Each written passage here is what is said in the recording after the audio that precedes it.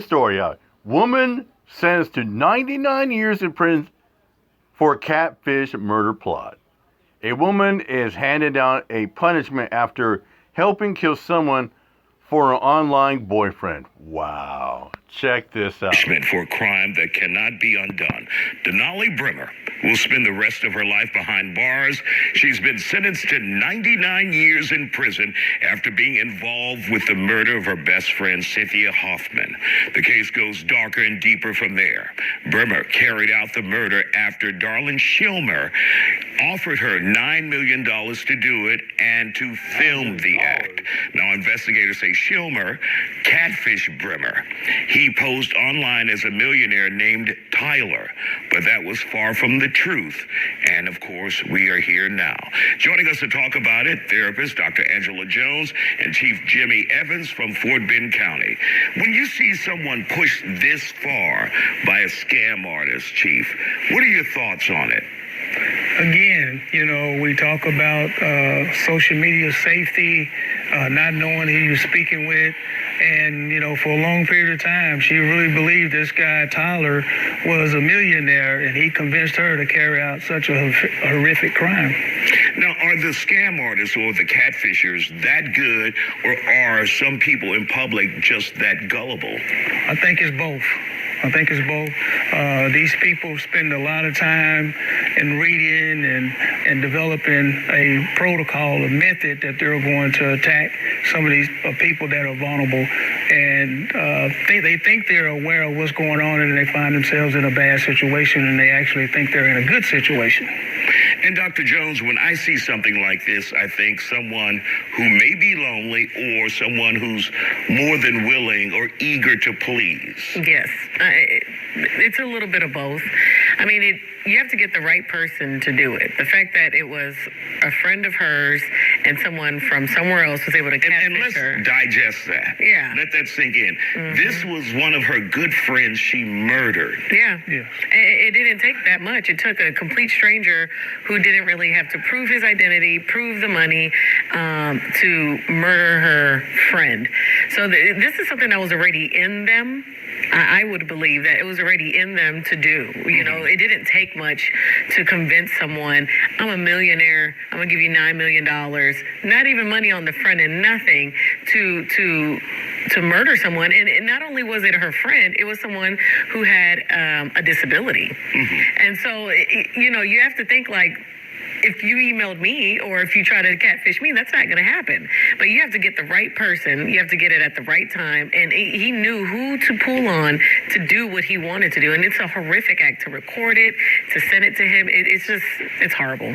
And let's psychoanalyze from afar, from which, at your best ability, Cynthia Hoffman here. Lonely.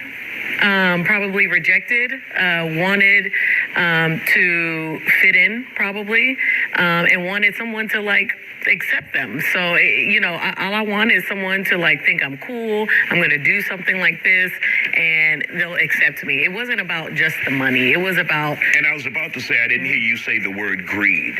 And, well, yes, absolutely, there's greed. But I don't know how smart of a greedy person that is. I mean, if you were truly greedy, you would probably say, I want money now, right? And then say, I want some money now, and then I'm going to want some money later. That's what I'm saying. It didn't really have to take much. Right. I don't have to send you a dime. I just have to tell you I'm going to send you $9 million in order for you to do that. I'm not sure if greed would be on the top of the list. I think greed would probably be at the bottom. Now, greed will probably be more intact for the other people that were involved, the people that she had drive away or the friends that she had involved. Definitely greed with them, but not with her. And Chief, is this something that we hear about, people falling prey to scams, like in your community? Do you see this? Do you hear this a lot? And you have to say to yourself, what the hell were you thinking?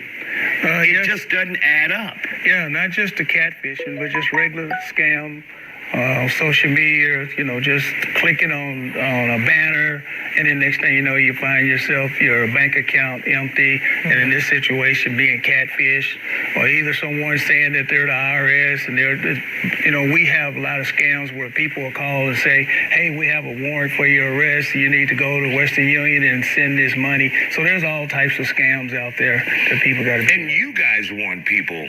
We as members of the media also warn people. But Yes.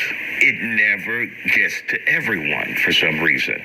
Well, because these people that do these scams, they stay up all night and all day and thinking of ways to con people. So it never stops. It's a revolving occupation, and they stay up on the trend just like all the other trends that are out there. So they don't just sit around and use old tricks. Every day, every week, they're trying to come up with a better way in order to scam people.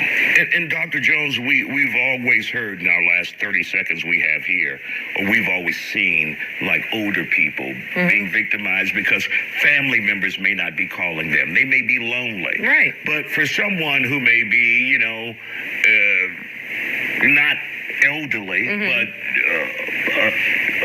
person in society, Right. working, doing their lives, how do they fall prey? In the 20 seconds, please. Well, it's AI. I mean, right now you can have someone call you and sound like your mom and ask you to send money to them. I mean, like you said, they're getting smarter, they're getting wiser. They're not only targeting the elderly, they're targeting the young people that are on social media that you would think would be more privy to this. So, like, scamming is like a multi-billion-dollar business, and they're just getting better. But in this story, I think there was a lot deeper hate that was going on in this whole situation. And that's for the friend. Unfortunate. A sobering punishment.